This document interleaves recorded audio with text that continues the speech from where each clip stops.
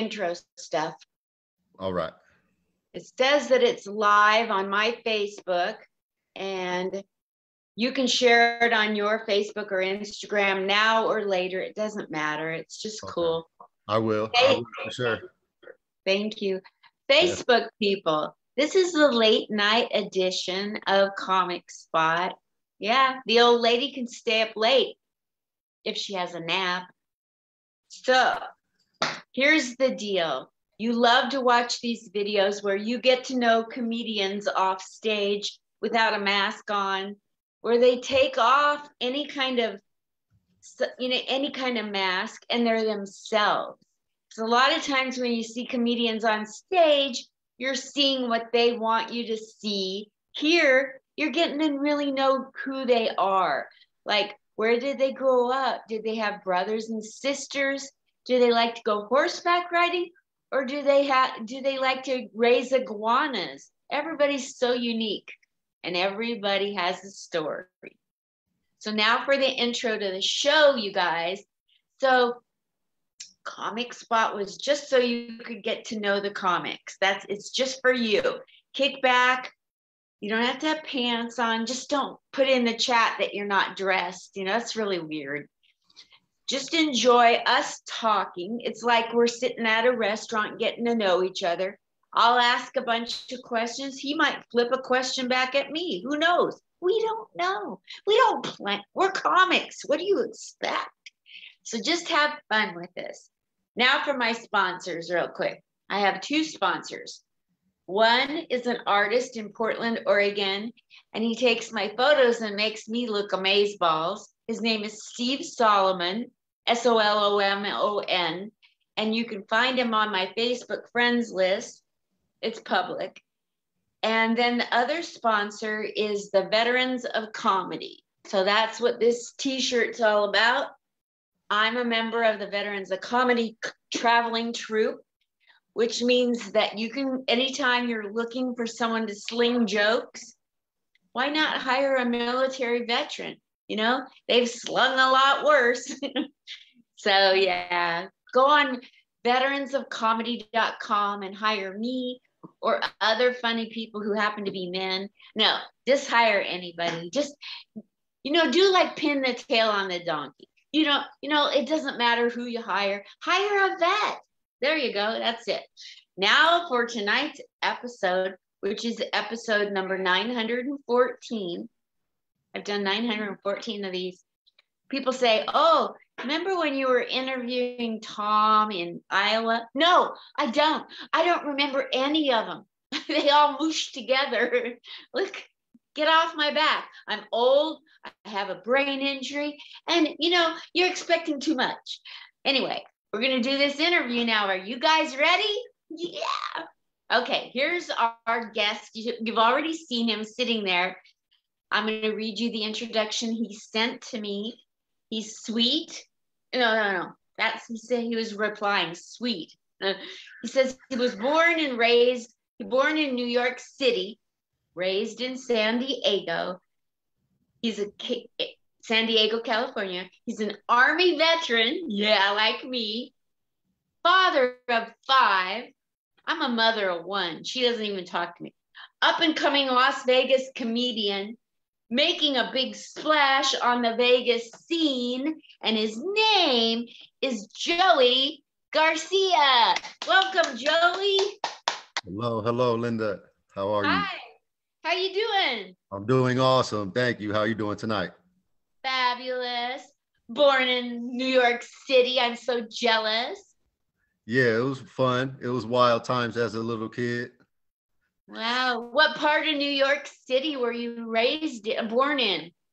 In Queens, New York. Wow. And at what age did you move away from Queens, New York? Then at 8 years old, I went to San Diego, California, and that's where I grew up the rest of my childhood. Was that because of the military? Tell me yes. No, we actually moved to San Diego because my father went to prison in New York. And so we had to relocate and good stuff like that. My father Did it have anything to do with the mob? My dad was friends with Rudolph Giuliani when he was a prosecutor. So yeah, he has papers with Giuliani on him. Giuliani interviewed my mom and was in our house before when he was. So yeah, a little bit with the mob. My dad was he's a Vietnam veteran, and he grew up living that crazy New York life in the I'm a 80s. Vietnam era veteran. Yeah, that's right. That's right. So what exactly specifically did your father go to prison for?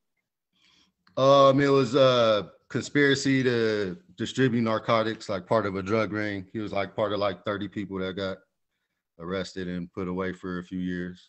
Oh, that's nothing. No, he was all right. He got all this shit together, and then he met us in San Diego a few years later, and I was still a kid, and so it was just part of my childhood. Yes. So your mother must have had to be really strong. Yeah. My mom did everything for us pretty much for a while, and but my dad stuck with it. He got his life together. He got his degree like in his 50s, and so he got out and got better and stayed away. What did from he get a degree? Is he still alive? Yeah, he's 73 now. 73. Is he single? I'm 71.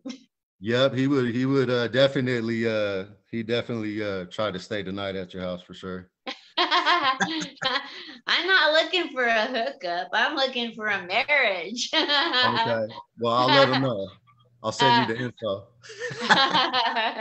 Oh my gosh. So your mother takes all of you to, how many brothers and sisters do you have, Joey? I had 3 sisters, one older sister and 2 younger sisters. Were they twins? No, we were all spread out, born in the 80s. I was born in 1980. My older sister in the 70s, about 75, and my younger ones were 85 and 88. My youngest sister was born in San Diego, like right when my dad got out. So, She was a reunion baby. yeah, she was the California kid. Yeah. California baby, yeah. So you were living in San Diego. What part of San Diego? Because I lived in Menifee for a long time. Oh yeah, my oldest daughter actually lives up there right now. That's funny. So Yeah. I grew up in like the Claremont, Linda Vista area of San Diego. Close, about 10 minutes from the beach, real close to like where the Padres used to play in the middle of town. So Nice. it was fun growing up there. It was party town. Had a good childhood. In teenage years, the beach parties and everything were awesome. So I grew up partying a lot. It's probably why I live in Vegas now. So, you know. Yeah, it's a great place too. So when you grew up in San Diego, take me through your childhood. What were you like with your family? You know, like what was your lot in your family, and how did people perceive you in school? In school, I was always a funny kid, class clown type. I played all the sports, so I loved. I played baseball, basketball, football, all of that. I was just a fun kid, maybe a little wilder towards my teenage years. Got into trouble a little bit as a teenager, but it's just always having fun, trying to have fun, laughing it up, trying to enjoy life. Probably too much sometimes, but you know, that's how it was. Without incriminating yourself, what's the thing that you did that you wish you wouldn't have done? I got a couple DUIs when I was younger, which I wouldn't have did that. Probably used to get in a lot of fights and stuff like that. Got arrested a few times when I was younger. I was kind of a knucklehead, but I learned my lesson. I didn't take it too far. I didn't do too much time. That's good. Staying in trouble. Have you noticed I smile too much? I'm so annoying. No, I can't help it. Got a great smile. We got to smile more. That's why I got into comedy more. A lot of friends told me I was funny, and I just felt like I wasn't laughing enough. I was like, man, I need to get out here more, and laughter is a great medicine. So you were always the class clown. Where in your life did somebody encourage you, or how is it that you went on stage? Well, I've always wanted to do it since probably since my 20s.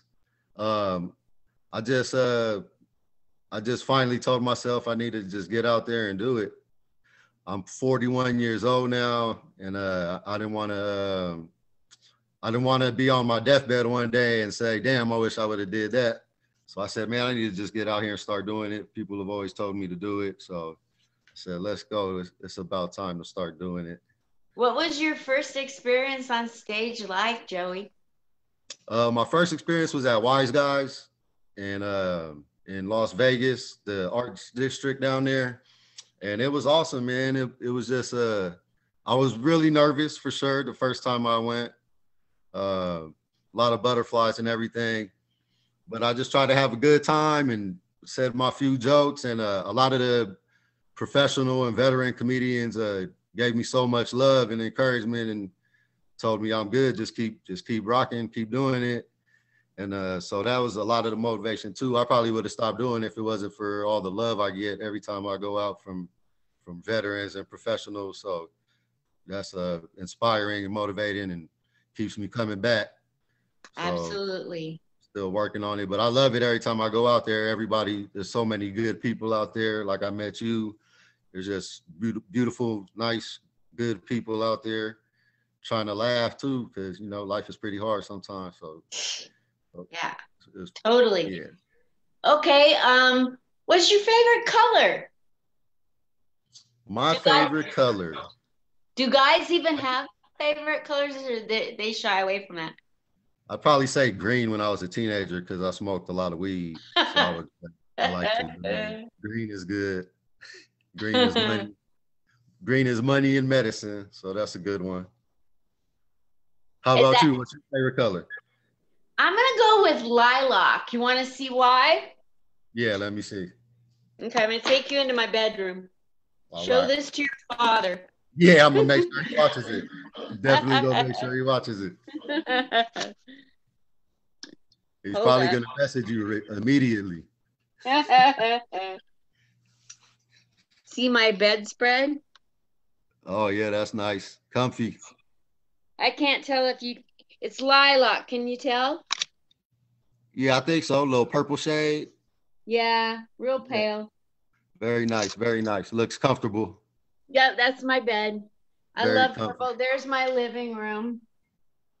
It's very nice. In blue, but there's a purple chair. You got to have a purple chair. Very nice. You seeing this, Dad? You see this, Pops? I hope my Pops sees this. Yeah, I don't want to marry no comic. That is like asking for drama, Yeah. I'll marry a Vietnam veteran, I'll tell you that. Yeah, he's funny sometimes too. He has a good sense of humor. Probably got a lot of my sense of humor from him. Yeah, or maybe so he got it from you. I definitely got all my foul mouth and everything from him. Is your mom still around? My mom's still around. Yeah, she's doing good. She lives with her husband in San Diego, and yeah, she's doing great. They're both still alive. That's a blessing for sure. Yes. How are your sisters? Everybody made it through the pandemic so far? Yeah, everybody's made it. Everybody's kids are getting big, and they're all doing good though. They're all one of my sisters lives in Virginia, one lives in Texas, one's in San Diego, and I'm here. So we're all spread out, but we're all everybody's doing pretty good. How many nieces and nephews do you have? Oh man, I have, let me see, 3, 5, 6. 6 nieces and nephews. Yeah. Wow. I have 5. Three of them are adults. So yeah, 3 of them are adults now, and 3 other little ones. Yeah. I'm 71. Oh, okay. Never mind. I've got 2 nieces and 5 great nephew nieces. That's right. I'm 41, but I feel like I'm 71. It's crazy. My oldest kid is about to turn 21, and I have a 1-year-old at the same time as my youngest kid. So holy Toledo. Yeah, and 3 in the middle. So well, tell me about the children and their interests. How different are they from each other? they're all different, but they're all the same. They all love sports. My little 6-year-old son, he's a boxer, plays basketball. My 8-year-old daughter plays basketball. Our 12-year-old, she plays soccer, and she's kind of more of she's one of those 12 going on 25. So she thinks she's ready to move out and run the world. So they're all different. Then the 1-year-old baby boy, he's a psychopath, definitely. He's the worst one. He's the worst one of them all. He's a nutcase. He's a nut, but it's awesome. Yeah. It's so really. What you're married? Yes, ma'am.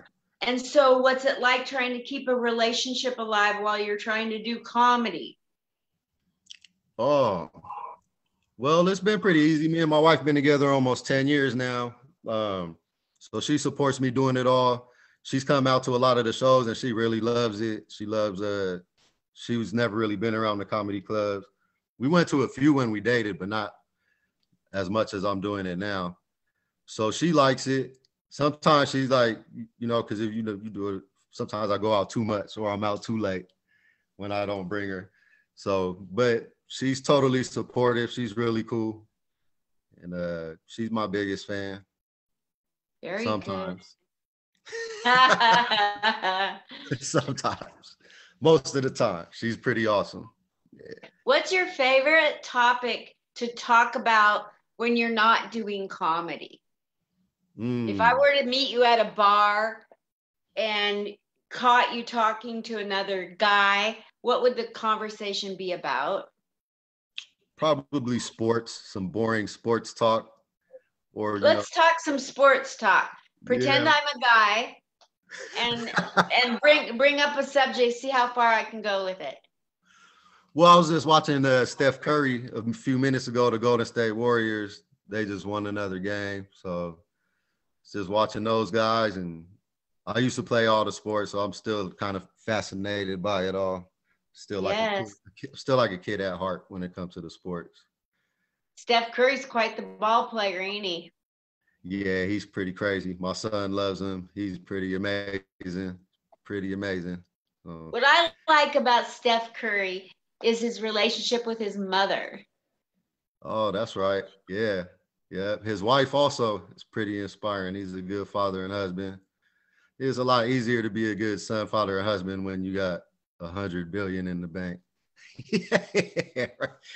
What I don't like about Steph Curry is that he's always chomping on his mouth guard.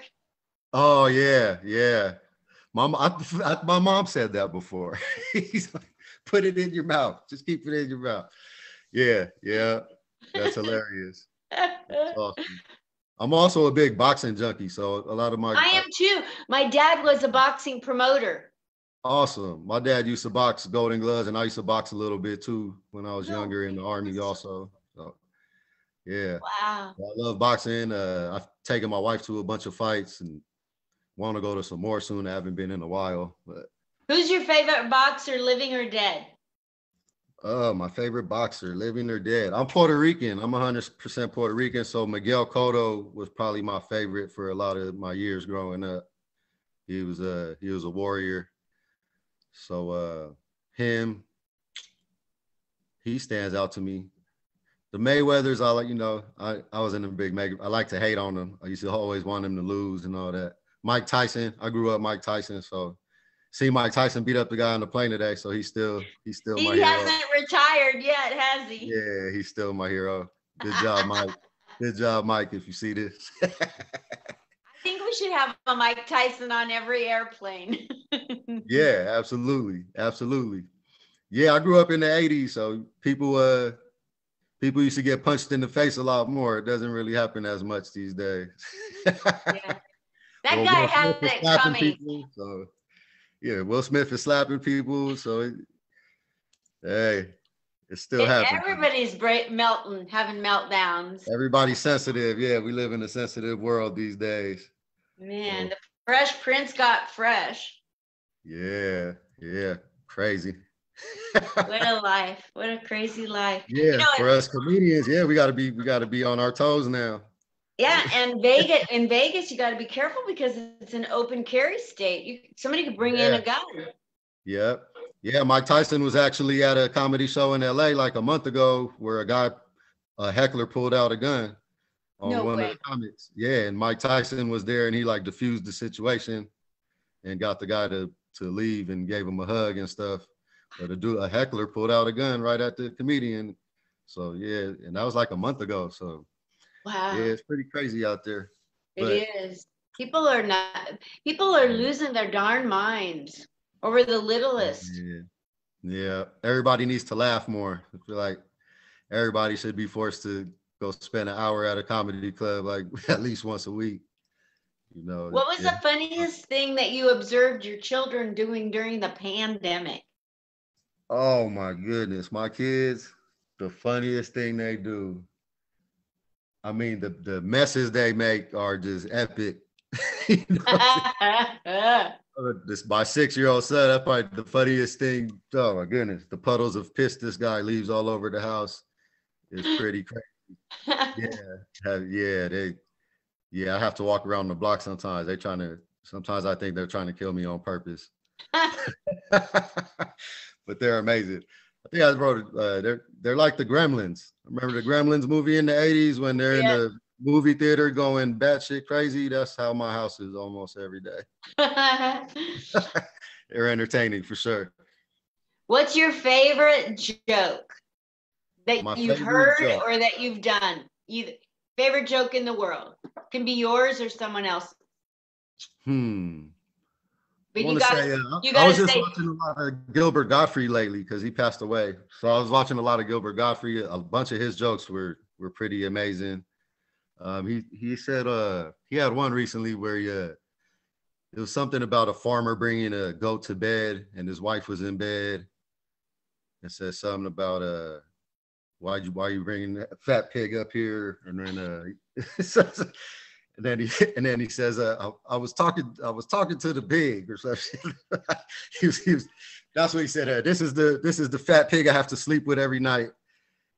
He has a goat in his hand. His wife says, why are you telling the goat that about the, he's like, talking to the goat. Like, it was pretty funny. I love Gilbert Gottfried. Chappelle has some really good jokes. I liked one of his shows about the 3-year-old baby he saw in the corner in the ghetto at 3 a.m, and the baby was selling weed and he was in a limo in the projects. I used to like that joke. That was a pretty good one. So that's ones I've seen lately. I like yeah, Gilbert Gottfried, man. I used to love Gilbert Gottfried when I was little. So that was pretty sad to see. And I started watching a bunch of old clips of him. He's pretty damn hilarious. yeah. He was a great joke writer. We've lost so many good people. Who's your favorite comedian or two? Well, I'll go. Do you want male, female, living, or dead? All three. It was 4. All four. Are you high? I'm super high. I'm super stoned. I'm always high. I'm always really high. I I'm pretty. can't believe I said that. Okay, I'm so always high. my I'm not. favorite living female is Maya Giorgio out of Los Angeles. Okay. So I've heard she of was mine. like in 3rd place in my heart, but she put me on at the Laugh Factory. So she's number 1. And she kills. She destroys the room. There's so many great female comedians I've seen. Like I didn't even have a clue there was so many comedians, I guess, in general. But there's so many hilarious women comedians. It's pretty awesome. Yeah. Yeah. And then after her, my next female comedian is Wendy Liebman. Do you know who that is? Nah, I've never heard Wendy Liebman. I have to look Well, her up. she's not the flamboyant, artsy fartsy. She's real mundane, almost monotone, and it's all about the wordplay. Like she's like a wordsmith with a twist at the end and Yeah. effective use of. So I learned timing from her, and how to deliver with a straight face. If I told my jokes with a straight face, I have to go and do this to keep people interested. Yeah, My yeah. joke, It's mesmerizing that somebody can just tell a joke like this. Like my material is never going to be that good, but somebody will go, tell me more. Yeah. I start laughing too. I start laughing at myself too. So yeah, that's a talent in itself. To be Yes. funny with the straight face the whole time. Do you have a joke that doesn't work yet? A joke that does not yet work? I want to say they all don't work. That's the science. Make it work when it don't work. But a joke that don't work, man. No, I'm still getting I'm still learning how to write these jokes and trying to do research and find, because it is a real it's like you're drawing a map, and you know, it's a lot of intricacies to it. So it's really difficult, you know what I'm saying? But it's beautiful for the most part. I'm just telling stories about my life, which damn near my life has been a joke in a lot of ways. So I'm just telling these stories, and I'm trying to write different stuff together and piece it together. So, you know, the beautiful thing about comedy right now for you is that it's all about you telling your stories about your own personal struggles, life, you know. yeah. And they say, I would have never known it, but they say the deep, I must be high. The deeper you dig, the more relatable you become. I would think the deeper you dig, the less relatable, but they say that when you dig down deep, then more people relate. Yeah, that's me pretty much. I'm an open book, and I always laughed at everything I've been through or go through. So just make light of what you've been through and going through. Have you ever watched Sinbad? Yeah, I love Sinbad. You had that Sinbad shirt on. I used to love Sinbad. Yeah, that's who I grew up. Those are the first comics I grew up seeing. Yeah, because there's something about you that reminds me of Sinbad. And I don't know what it is, but I appreciate that. The way he tells, when I interviewed him on this show. And when I interviewed him, he is exactly the way when you're talking to him as he is on stage. Yeah, that's how I want to be. That's how I want to be. Just like if you were I barbecue a lot, so I'll try to do it just like when I have friends over and I'm barbecuing and we're talking our stuff, and I'll try to do it just like that. Sinbad, the last show I seen to Sinbad, he had a great joke about being in his 40s and his friends coming over to his house at like 7 p.m. and that's too damn late. So I love Sinbad. That's how I feel now. Like, don't be calling me after 6 p.m. going to sleep. I love Sinbad. He's great. I just got back from the early bird special and I'm going to bed now. Yeah, for real. Yeah. Well, he had a stroke and then he had a brain bleed. Oh, really? Yeah. Wow. That was like October a year ago. So it's going to be almost 2 years since it happened in October. So yeah, it's going to be 2 years. So we need to keep on burning a candle for him, praying. Or definitely put him in our prayers for sure. He's trying to go through physical rehab to come back on stage, but he's not there yet. Wow. Yeah, prayers to Sinbad. Yeah, so life is too short, man. That's why we gotta enjoy every day we can. While you're awesome doing what you do, still getting out there. That's hard to do sometimes. That's why I didn't go out tonight. I was like, I'm too tired still. I need to sleep. Yeah, well, it's expensive. I don't drive. So every time I go to comedy, it's close to $50 for a lift back and forth. So yeah. I have to budget it. Yeah, it's a grind. It's a grind for sure. But it's beautiful. And that's why I'm glad for Zoom. I can get on here and do Zoom anywhere around the world, meet people and network and practice my material without leaving the house. Yeah, that's awesome. That's true. Yes, ma'am. Do you ever do Zoom comedy? No, I never have. I guess your dad getting back to your father? Is he here in Vegas? Not for me. I have something for him as a veteran. No, he's in San Diego. He's in San Diego out there, yeah. Because May 21st at LA Comedy Club, they're having an Armed Forces Night.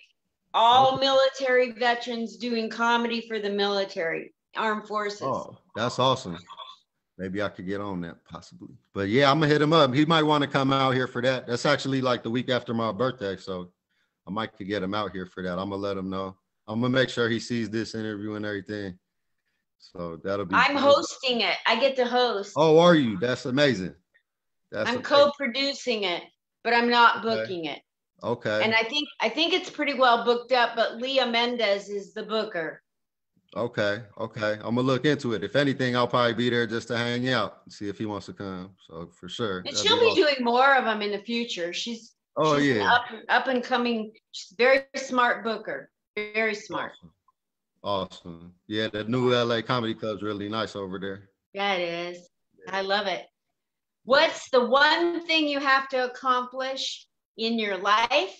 And what's the one thing you have to accomplish in comedy before you kick the bucket? Ooh, one thing I gotta accomplish in life. Yeah. One thing I gotta accomplish in life.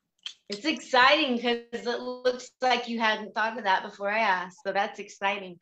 Yeah, I need to travel more. That's what I need to do. I want to travel more. I want to see every state and every country and every continent. So I want to travel the world a little more. You got $100,000 and a free passport. Where would you go? I'd probably go through all the islands, Puerto Rico, where I'm from.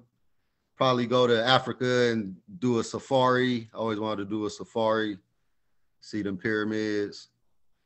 London, I've never been to London. Amsterdam, everywhere I could smoke out. Just gonna say that. I was just gonna say that. Yeah, it's everywhere. All you have to do on stage is say, "So I smoked some weed," and you got the place laughing. I don't know if the people are high and that's why they're laughing. I haven't really done it. It's probably obvious. I'm pretty obvious that I'm always high, so I think everybody knows that. I don't really have to say. Yeah. If you see me outside the shows, I'm probably smoking out the sidewalk outside. So you could always say, "I know what you're thinking," and no, I don't get high. I stay high. I know. I feel like I'm getting you contact high through the camera. That's how I felt when I interviewed Tommy Chong the other day. I thought I felt so high, not high like on. It was such a high to be able to talk to him for an hour and a half. I bet. How was that? That must have been amazing. That's somebody I grew up loving. That's amazing. That must have been real cool. How was it? Oh, so great. This is like now I've spent 4.5 hours talking with him. And I think in the 4.5 hours, I might have asked 3 questions. Wow. The rest of the time he's talking. You got stories. I'm sure you got all the good stories, right? Yeah, good storyteller. You got to see the video. I'll repost it tonight so you can see it. Okay. It's like talking to a rabbi, a priest, and a guru. You feel like you're on the top of Mount Machu Picchu when you're talking to him. He enlightens you to more. It ain't even about the comedy. It's about how he sees the world and how to be with other people. Like if you ask him, so what would you like to accomplish in your life? You're now taking the air out of his sails because he just already told you that by the way he's talking. I mean, like there's no need to ask. You got to see it. It'll trip you out. Do it high. Awesome. I think I have a lot of that in me, man. I grew up on Cheech and Chong. I have a lot of that in me. At almost all my shows, when I get up, at some point I always tell people to love each other, and it's a lot bigger than just a comedy. It's a crazy world, so everybody could do better, be better, give more love to each other, all that good stuff. Let's go ahead and tell people where you're going to be performing. Even if it's at mics that you go to regularly, shows, where they can follow you on the internet. All right. Well, you can follow me on Instagram at Joey_Garcia_senior SR, and on Facebook as well. I'll be performing at open mics all over Vegas right now. I have a show. I just got booked for a show, the Fitzy and Friends show in July. So I was real excited about that. And that'll be like my second real booking. I did one in Fremont at Backstage Billiards, the Funk and Comedy Jam a couple weeks ago. So I'm excited for the one July 5th. It'll be July 5th at Artifice, Fitzy and Friends. And that's a great venue. Great venue. Yeah, thank you. Yeah, I'm excited. I'm gonna just keep grinding, having fun and learning and just talking my stuff and having a good time and getting better and just bringing good vibes, peace and love. And one last question. Yes, ma'am. Money is no issue, and you get to pick anybody, living or dead, to be your comedy coach. Not that a dead person could, but you get the point. Who would you pick and why? To be a comedy coach, I'd probably pick Chappelle because we're about the same age. We smoke a lot, and I'm sure, you know, he's a smart dude. So I'm sure we could talk and vibe real good. Yeah, I would go with Chappelle. I would say I like Kevin Hart and them too, but Kevin Hart probably he probably talks too much for me. I'd be like, you got to calm down, bro. He's like a girl. Yeah, like calm down, man. You have feelings? You really feel that? Yeah, I like Chappelle. Me and my wife went to see him when he did his show in last July in Vegas. We got to go see him. And Jeffrey Ross and Donnell Rollins. I love all them guys. Yeah, so I was a bouncer for many years, and Donnell Rollins actually got kicked out of one of my bars. It was pretty funny. That's one of Chappelle's He friends. could be pretty testy, I hear. Yeah. So I love Chappelle. I think Chappelle I would go with. But there's so many, man. There's so many smart comedians out there. So yes. Cool. Have you ever gotten close to meeting Dave Chappelle? No, I didn't get close to meeting him. I did. Did you? You met everybody. Want to hear about it real quick? Yeah, hell yeah. How was it? So I sustained brain trauma in 1996. I got hit by a drunk driver. Wow. Couldn't remember anything, nothing. Took me 16 years to get better. So then I get better, but the way I got better was with trivia cards, Trivial Pursuit cards. Yeah. And so I thought, well, maybe I should take this knowledge and go apply to be on Who Wants to Be a Millionaire show with Meredith Vieira in New York City. So I applied, and I made it into the contestant pool, and I was really happy about that. And I go to get a cup of coffee, and I walk in a donut shop, and there's this tall black guy with a short Asian lady. And at the time she had blonde hair or red hair or something. And I didn't think nothing of it until he turned around, and I knew it was Dave Chappelle right away. So it was a real long donut shop, and it was just them and me and the clerk. So I went clear to the back, and I said, Dave, if I stay way the hell back here, can I get your picture? And he goes, yeah. So I took a picture, got home, no film in the camera. That's awesome. No, that's awesome. Yeah. No, that's really cool. You know, you could tell he didn't want anyone around him, you know. Yeah, I bet. You got that feeling, you know. Yeah. But yeah, that was so cool because, you know, he didn't feel threatened, and he let me take it. I mean, I clicked the picture. I took a picture of him. I just no film. Oh no, that sucks. I hear you. It's crazy. I know. Yeah. That's really. Well, is there anything you want to say that I didn't ask? Anything at all? Nah, man, it was just lovely talking to you. I appreciate you reaching out to me and getting me on here to do this. And just keep doing your thing. Get out there a little more too. It's awesome to see you out there. And that's cool, man. You've been interviewing some cool people. That's really awesome. So I feel honored and blessed. Thank you very much for having me. Absolutely. This has been a lot of fun. Thank you so much for taking time for this. Yes, ma'am. Thank you. That's Joey Garcia. Follow him, help his career. Message him and say, hey, I'm coming to Vegas in September. You got to get on. And then if he goes to a booker and says, I got people coming, they'll put them on stage. That's kind of how it works. Yeah, come out and see me, smoke with me, drink with me, and hear me talk nasty and dirty, and you'll love it. The very funny Joey Garcia, you guys. Thank you so much. Thank you, miss. Appreciate you. Bye. Bye-bye. Bye. Love you.